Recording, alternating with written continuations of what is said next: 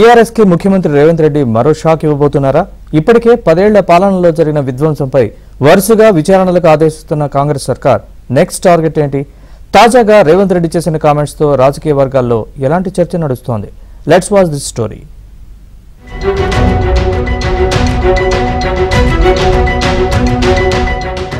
తెలంగాణ ముఖ్యమంత్రి రేవంత్ రెడ్డి రోజురోజుకు దూకుడు పెంచుతున్నారు. ఎన్నికల్లో ఇచ్చిన హామీలను పక్కాగా అమలు చేయటమే కాకుండా గత ప్రభుత్వంలో జరిగిన అవినీతి అక్రమాలపై సీరియస్ గా దృష్టి సారిస్తున్నారు. సీఎంగా బాధ్యతలు చేపట్టిన మొదటి రోజే విద్యుత్ రంగంలో భారీగా పేరుకుపోయిన అప్పులపై సమీక్షించిన రేవంత్ రెడ్డి ప్రభుత్వం 90,000 కోట్ల అప్పులున్నట్టు గుర్తించింది. అయితే ఈ అప్పులకు ప్రధాన కారణం గత ప్రభుత్వ అనాలోచిత నిర్ణయాలు, అప్పటి రాష్ట్ర ప్రభుత్వానికి సహకరించిన అధికారులే అని గుర్తించారు. దీనిపై వరుస రివ్యూస్ చేసిన సీఎం తదుపరి చర్యలకు ఆదేశించారు.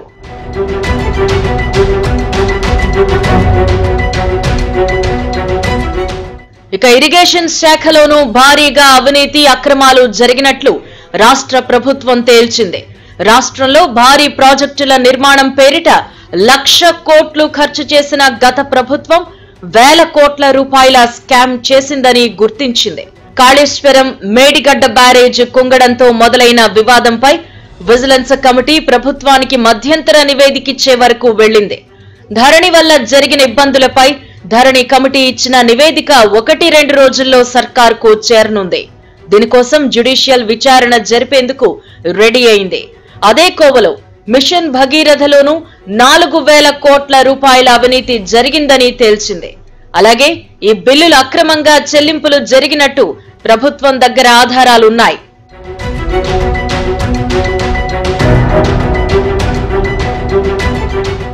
ఇక బీఆర్ఎస్ ప్రభుత్వంలో ఒకే శాఖలో ఏళ్ల తరబడి పనిచేసిన పలువురు ఉన్నతాధికారులు భారీగా అక్రమ వసూళ్లకు పాల్పడినట్టు ప్రభుత్వం ఆరోపిస్తోంది. దీనిలో భాగంగా కొంతమంది అధికారులకు నోటీసులు ఇచ్చేందుకు రెడీ అయింది.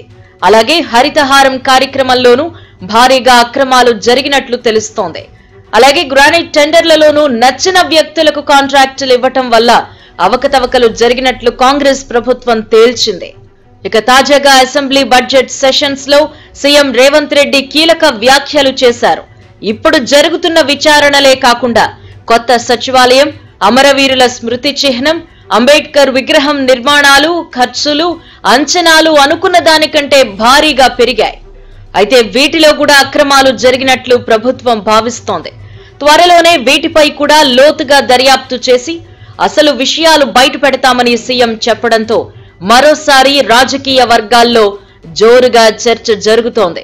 దీంతో టీఆర్ఎస్ కు మళ్లీ భారీ షాక్ తగిలినట్లయింది.